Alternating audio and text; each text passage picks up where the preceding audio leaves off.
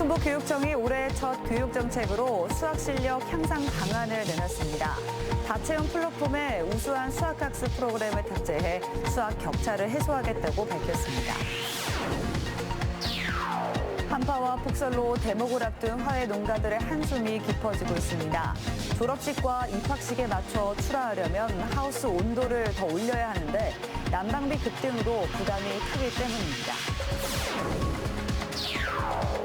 무허가 원액으로 보톡스 제품을 생산하는 등의 혐의로 재판에 넘겨진 메디톡스 임직원들에 대한 1심 재판이 열렸습니다.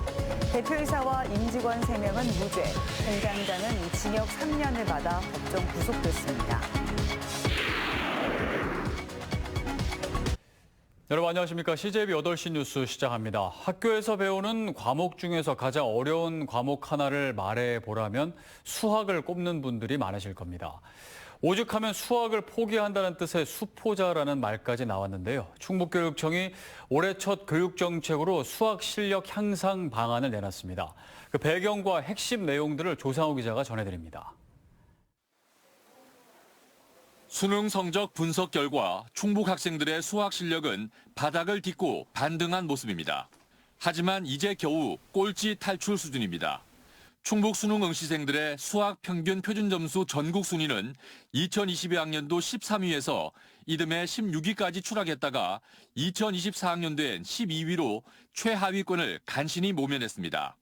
1등급 비율도 2022학년도 전국 15위에서 이듬해 전국 꼴찌로 내려앉았다가 2024학년도엔 13위로 올라섰습니다. 학교 알림이에 공시된 2024년 1학기 충북 중학생들의 수학 내신 60점 미만 비율은 39.4%나 됐습니다.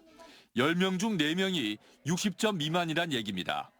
충북교육청이 새 학기를 앞두고 대책을 내놨습니다. 초등학교부터 고등학교까지 진학 단계에 맞는 학습 지원을 통해 모든 학생의 수학 역량을 끌어올리겠다는 목표를 제시했습니다. 이를 달성하기 위해 다채운 플랫폼에 우수한 수학학습 프로그램을 탑재하고 이를 읍면 지역 학생들에게 우선 지원해 수학 격차를 해소하겠다고 밝혔습니다. 다채움의 이 프로그램을 탑재해서 그 아이들이 AIDT에서 하는 비슷한 기능을 가지고 아이들이 자기주도 학습이라든지 또 교사의 또 수업에 활용할 수 있도록 저희가 제공하는 그런 프로그램이 되겠습니다. 올해 초등 3, 4학년과 중1, 고1에 도입되는 AI 디지털 교과서가 수학 수업 활성화에 유용하다고 보고 도입 학교에 대한 지원 방안도 마련합니다. 수학 교사 연수를 기본 과정과 심화 과정, 마스터 과정까지 3단계로 진행해 교과 지도 역량을 한층 강화할 방침입니다.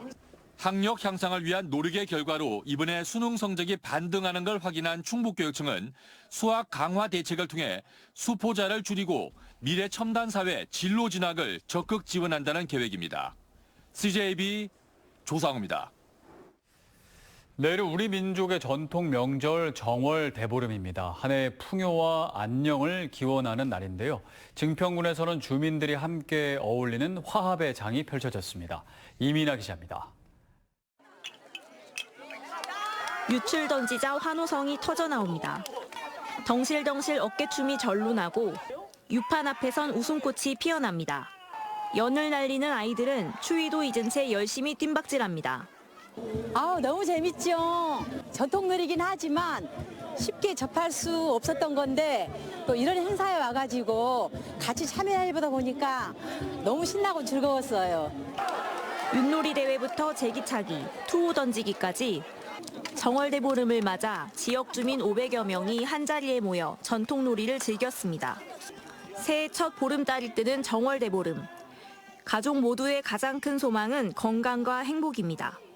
저희 가족 2025년도에 항상 행복하고 그리고 우리 식구들 모두 건강할 수 있도록 그런 소원 빌었습니다.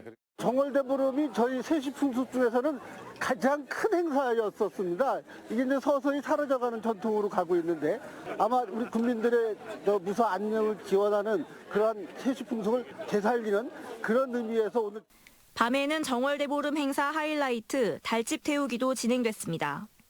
활활 타는 달집에 애군을 날려보내며 근심 없는 한 해가 되길 기원했습니다.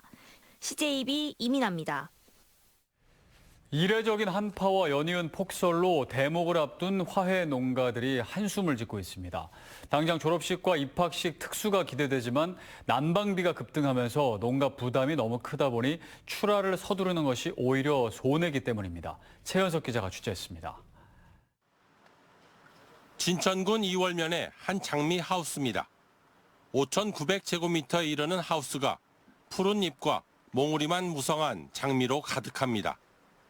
졸업식과 입학식이 몰려있는 이달과 다음 달이 대목이지만 생육이 더디기만 합니다. 한파와 폭설로 난방비가 급등하면서 적정 온도를 유지하기가 어렵기 때문입니다.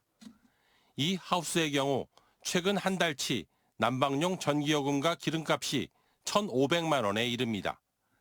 대목을 겨냥해 출하 시기를 앞당기기 위해선 하우스 온도를 더 높여야 하지만 난방비 부담에 손을 놓았습니다. 굳이 대목 보려고 막 20도까지 올려가지고 비용 많이 들어가느니 그냥 낮춰가지고 비용 적게 가는 방식을 택하고 있어요. 온도가 낮으니까 일수도 이제 꽃 생산하는 일수도 길어져가지고. 다른 농가도 사정은 마찬가지. 이례적인 한파와 폭설로 일조량까지 감소하면서 낮에도 할로겐 등을 켜놔야 하는 형편이라 전기요금이 크게 늘었습니다. 급등하는 난방비에 비해 꽃값은 대목 시즌을 제외하곤 10년 전이나 별반 차이가 없습니다. 이제 처음 농사 짓기 시작할 때하고 지금하고는 꽃값은 변함이 없어요. 근데 이제 중요한 부분들은 가장 중요한 전기세 부분들, 이제 전력세 인상도 많이 됐지만 거기에 대한 비료값들, 농약값들, 인건비들이 100% 이상 상승을 했거든요. 대목을 맞았지만 난방비 급등에 출하 시기를 서두를 수 없는 화훼 농가들은 속이 까맣게 타들어가고 있습니다. CJB 최연석입니다. 임상시험이 끝나지 않은 무허가 원액으로 보톡스 제품을 생산하고 정보를 조작해 국가 출하 승인을 받은 혐의로 재판에 넘겨진 메디톡스 임직원들에 대한 1심 재판이 기소 5년 만에 열렸습니다. 정현호 대표이사와 임직원 3명에게는 무죄가 선고됐고 공장장만 징역 3년을 받아 법정 구속됐는데요. 재판부는 공모 혐의를 입증할 증거가 위법하게 수집된 것으로 보인다며 증거 능력을 인정하지 않았습니다. 박원 기자입니다. 청주에 제조 공장을 둔 메디톡스는 2006년 국내에서 처음으로 얼굴 주름 개선 등에 사용되는 보톡스 제제의 메디톡신을 개발했습니다. 그런데 지난 2019년 과거 메디톡신 제조 과정에 여러 문제가 있었다는 의혹이 식약처에 제기됐습니다. 검찰은 관련 수사를 시작해 이듬해 메디톡스 정현호 대표이사와 공장장, 임직원 등 모두 5명을 약사법 위반 등의 혐의로 기소했습니다.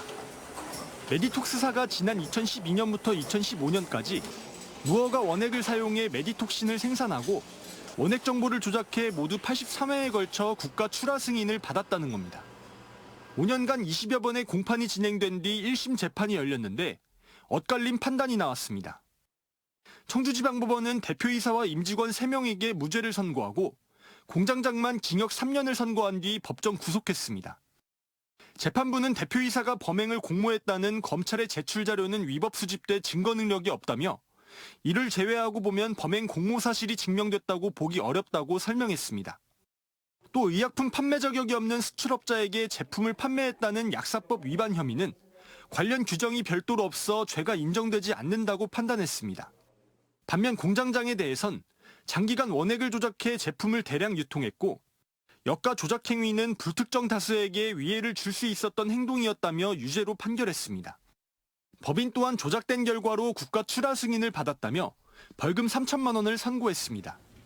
정현호 대표이사는 무죄를 선고받았지만 회사의 조작 혐의는 인정된 만큼 따로 입장을 밝히지 않았습니다. 현재로서는 특별히 드릴 말씀은 없습니다. 앞서 검찰은 피고인 5명에 대해 모두 징역형을 구형했습니다. 하지만 1심 재판부가 다른 판단을 내놓으면서 검찰은 항소심에서 법리 다툼을 이어갈 것으로 보입니다. CJB 박원입니다.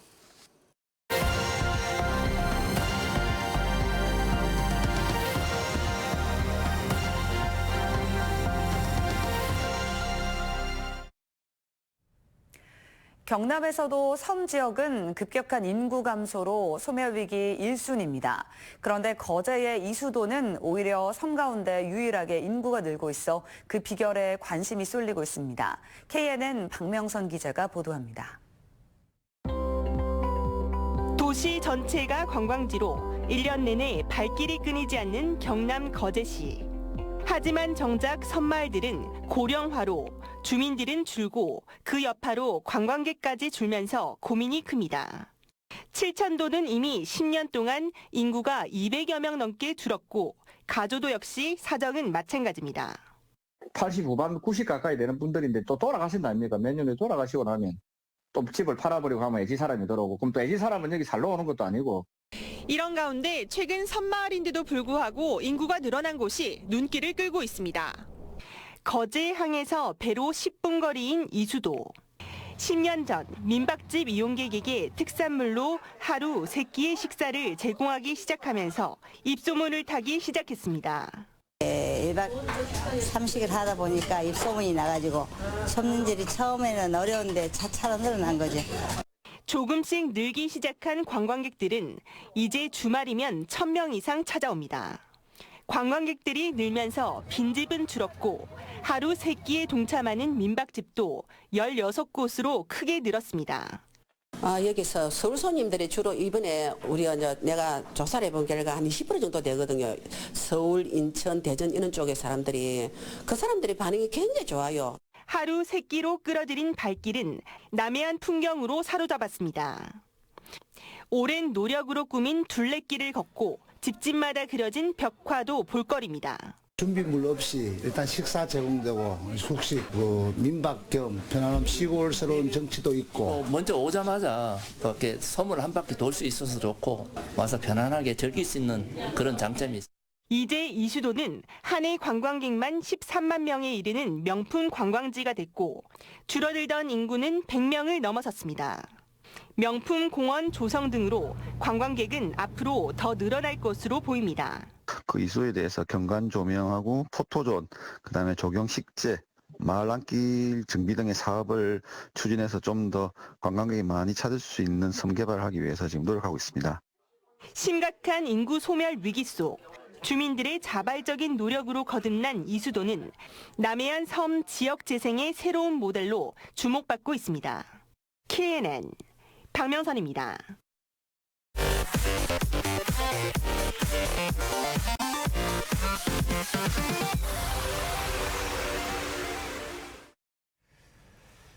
충청북도가 임산부와 3세 이하 자녀를 둔 직원에 한해 주 4일 근무제 도입을 추진할 것으로 보입니다. 김영환 지사는 오늘 열린 확대 간부회의에서 주 4일제 도입을 검토하라고 주문했습니다. 이에 따라 충북도 하루는 재택근무 방안을 먼저 검토하고 업무 공백 여부 등을 확인해 추후 확대를 결정할 방침입니다. 부동산 경기 침체로 이전 거래 가격보다 싼 값에 거래되는 하락 거래 비중이 증가한 것으로 나타났습니다.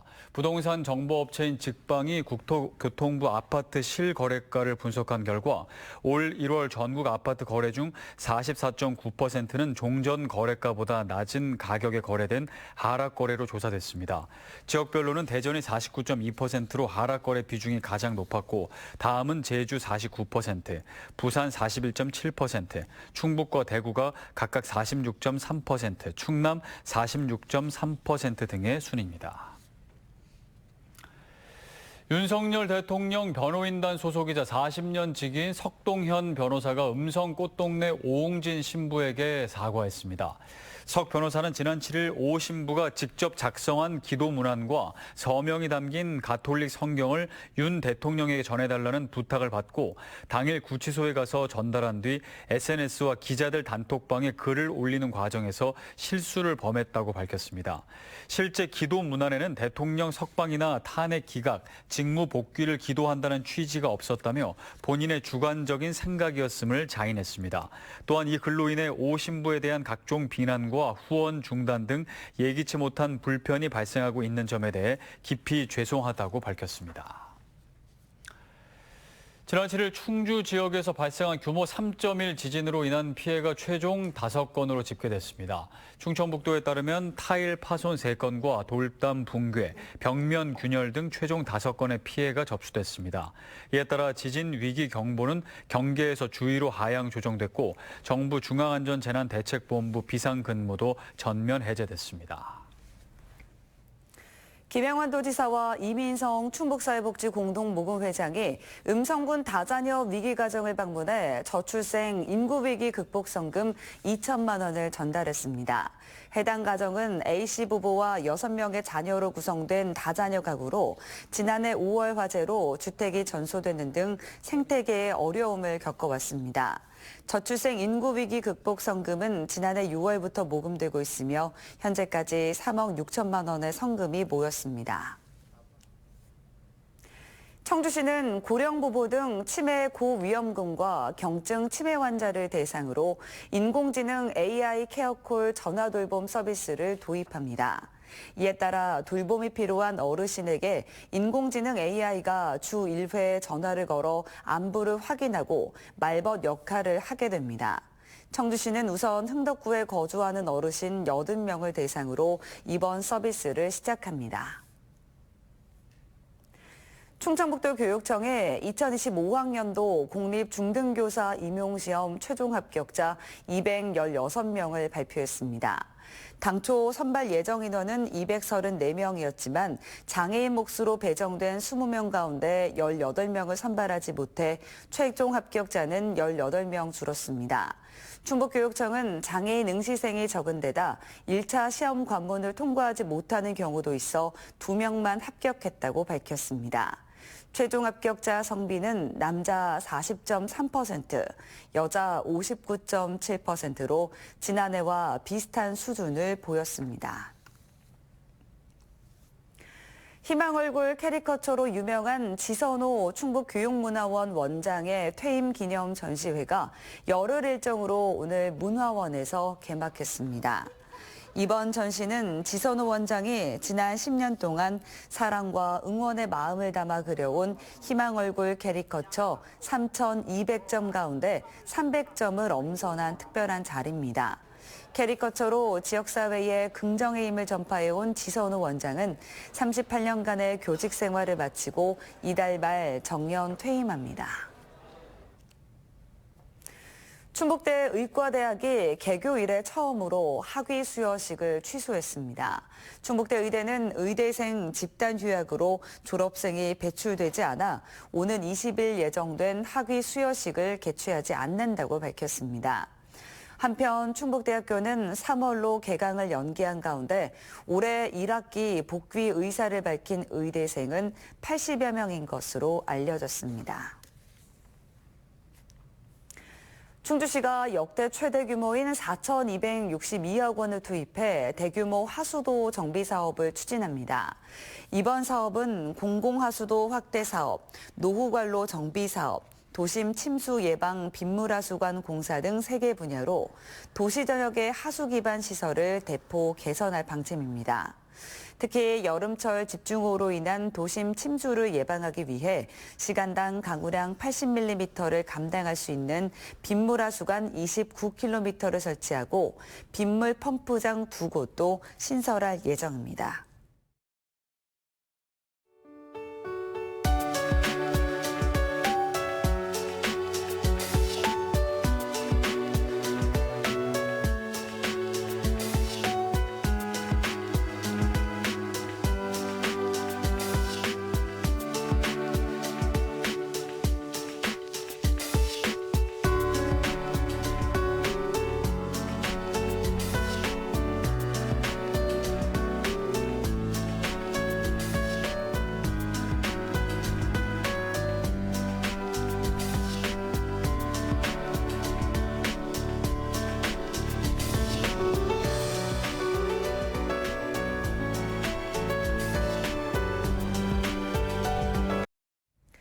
가장 안전해야 할 학교에서 초등학교 어린이가 교사에 의해 숨진 사건이 큰 충격을 주고 있습니다.